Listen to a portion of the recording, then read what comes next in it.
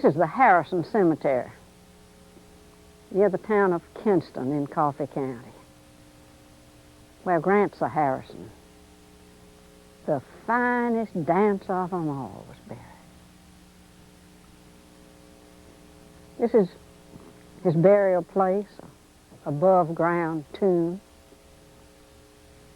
Grancer Harrison moved into this area, homesteaded some land in the 1840s, 1850s. They say he homesteaded thousands of acres and bought more. Nobody's quite sure now. The records were washed away in the 1929 flood at Pea River when the courthouse at Elbow was flooded. But they do know that Grancer Harrison came into this area and bought land and farmed and prospered and built his house here. And his descendants do not always agree on what kind of house he built here. Some of them say it was a fine southern mansion with tall white columns and balconies and wide porches and high-ceilinged rooms. And others say it was a simple dog trot log house. But whatever it was a center of hospitality for this area because Grancer Harrison loved company. He liked to have people come to see him. And he liked for them to admire his crops because he was a master farmer. That rich Pea River land grew fine cotton, long staple cotton. He got more cotton per acre than anybody in this part of the state. And grew great corn, ears that were so large you could not reach around them. And he had race horses. Good place for a racetrack here on this level plateau. His horses, they say, could outrun any horses in this part of the state or all of northwest Florida. But it was his dancing that was the lure of the Harrison place. He loved to dance. He used to invite his neighbors to come on weekends and dance at his house. If they didn't know how, he would teach them how. And they came in such crowds that after a while he had to build a dance hall next door to hold all the people who came to dance.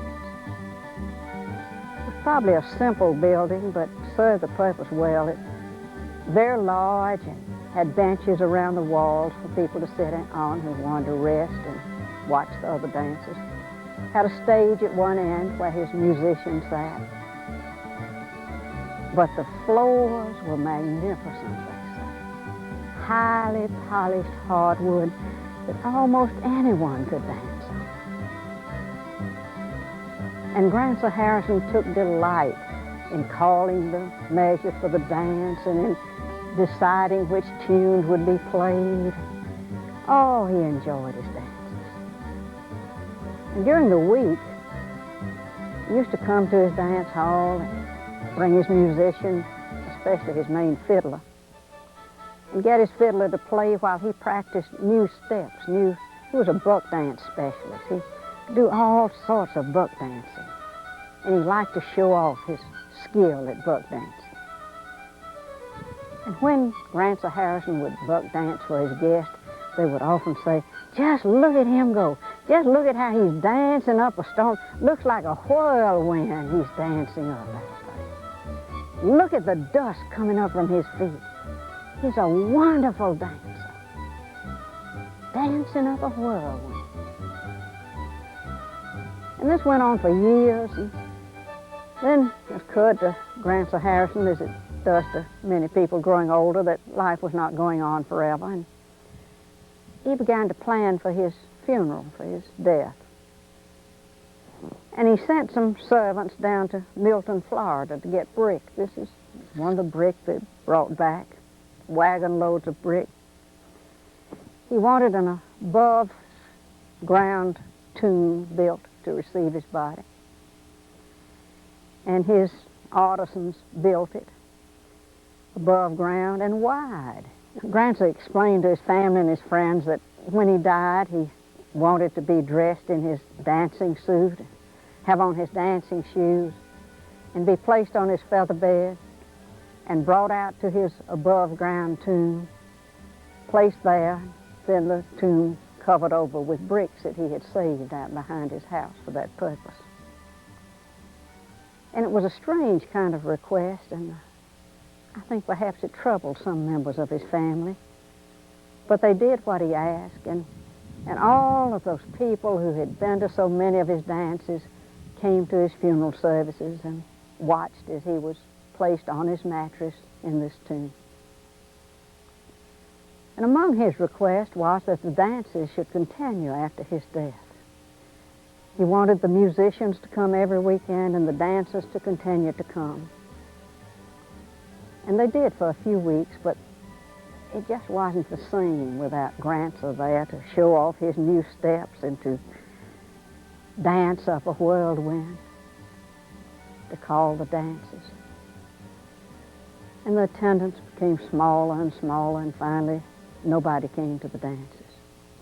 For years, people passing this cemetery at night told of hearing the dancing tunes and of hearing the sounds of dancing feet, and a few of them even reported seeing a ghost dancing around this tomb. Over in Arp, there was a man in recent years named John Burgess who was interested in local lore and legends. And he was especially interested in the stories he had heard about Grancer Harrison. And he used to come fairly often and visit this site and look out across these acres and wonder what it looked like when the house was here and the dance hall was here. And he says he came one afternoon, one cloudless, calm afternoon, not a breeze was stirring. And as he approached, walking toward this tomb, out of that tomb came a whirlwind, whirling around as though someone were dancing inside of it. Just the way people used to describe Grancer Harrison's dancing. John Burgess thinks he may have seen the dancing ghost of Grancer Harrison.